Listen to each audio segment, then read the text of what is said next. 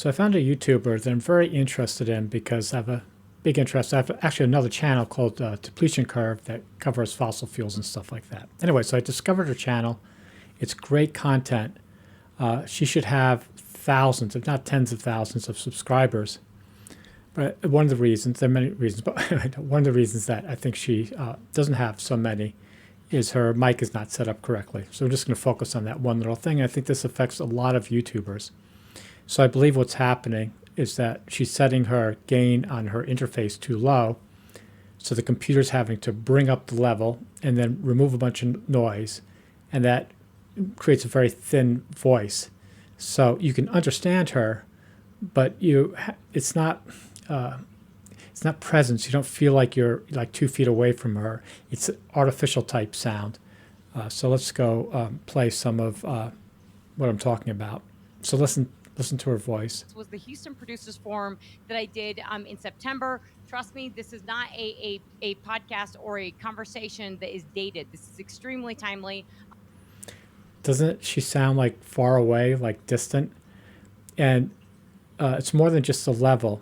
Like I said, what's happening is it's a low level. The computer's trying to fix the audio to make it sound okay, but it can't because it doesn't have a strong signal from the microphone's preamp. I'm just going to play a little bit more. And I just re-listened to it. It is a really, really phenomenal conversation. But before we get into that.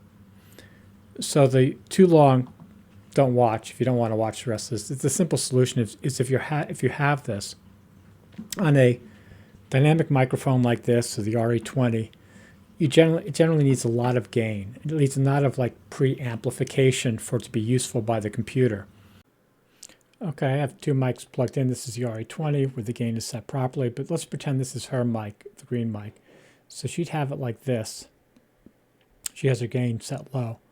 But in a dynamic, you really want it set high. So I'd go to the maximum and then just bring it back a scooch, like 20%. So bring it, let's say, back to 3 o'clock. I think that will fix the problems. You can see here on that second level is much higher now. If I go back to minimum, my good mic is in 1, and you're not seeing much of anything on 2, which would be her mic. So if you have a dynamic, you want to bring the gain up so you get a nice level, and then your computer won't have to struggle so hard, and you'll be good.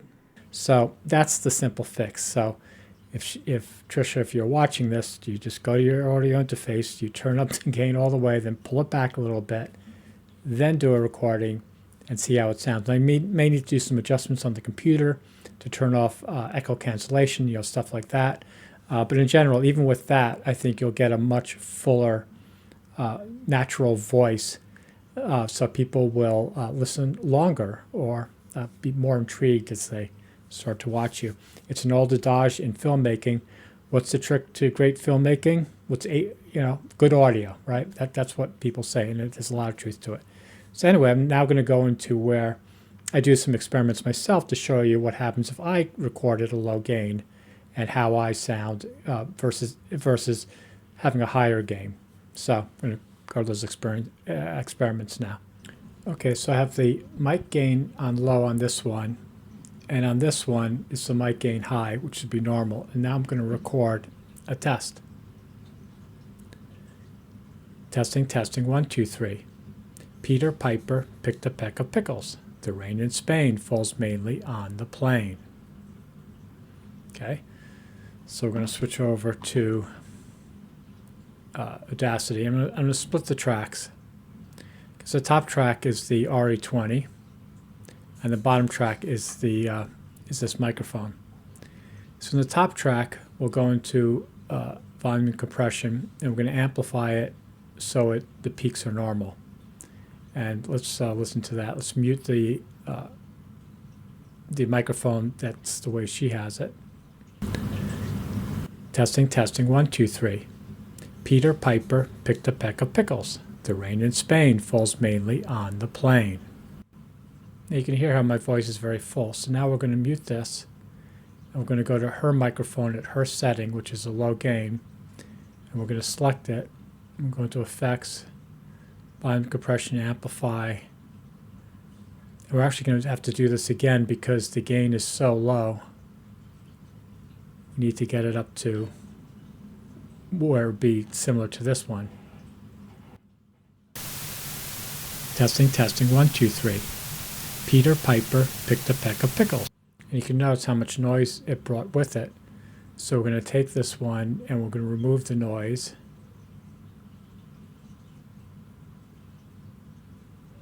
And now we're going to play it. Testing, testing, 1, 2, 3. Peter Piper picked a peck of pickles. The rain in Spain falls mainly on the plain. So do you hear like the slight echo that's in this mic? Because the computer's trying to remove the noise and it's warbling the voice. And you can hear it in her voice. So now we're going to record on this, but we're going to set up the gain high so it's where we would expect it to be. Okay, I'm now going to have it on high gain. Testing, testing, 1, 2, 3. The rain in Spain falls mainly on the plain, and Peter Piper picked a peck of pickles. So now we're going to go and split these tracks.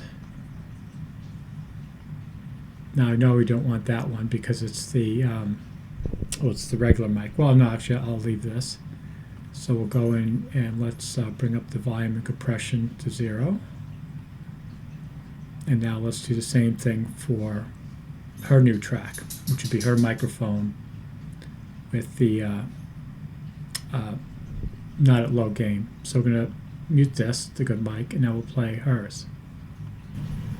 Testing, testing, 1, 2, 3.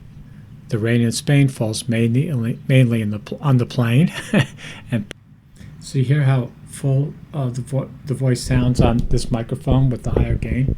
And now if we actually went into and removed the noise, we did noise suppression on it and play it. Testing, testing, 1, 2, 3. The rain in Spain falls mainly on the plain, and Peter Piper. You can still hear some of the warbling, but it's the voice is much fuller. It's not thin as she had before.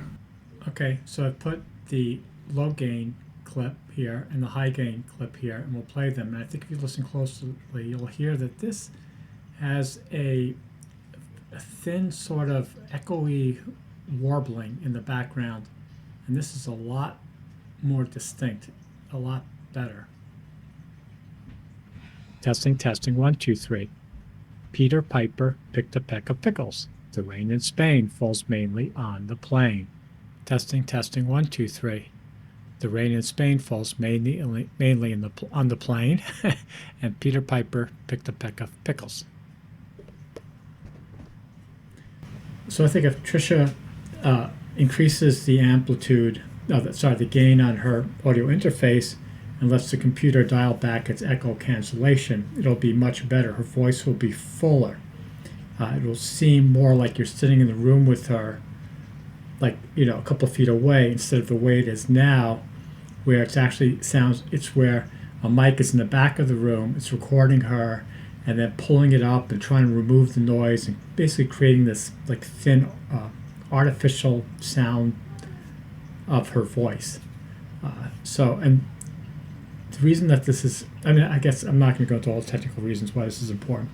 All you need to know is you want to maximize your gain on your microphone below where it's going to clip, and then you have as little digital processing as possible, and then you'll get a nice full voice. What you really want is a full voice, as if the person is literally just a couple of feet away from you, that it's very natural sounding. Anyway, I hope this helps.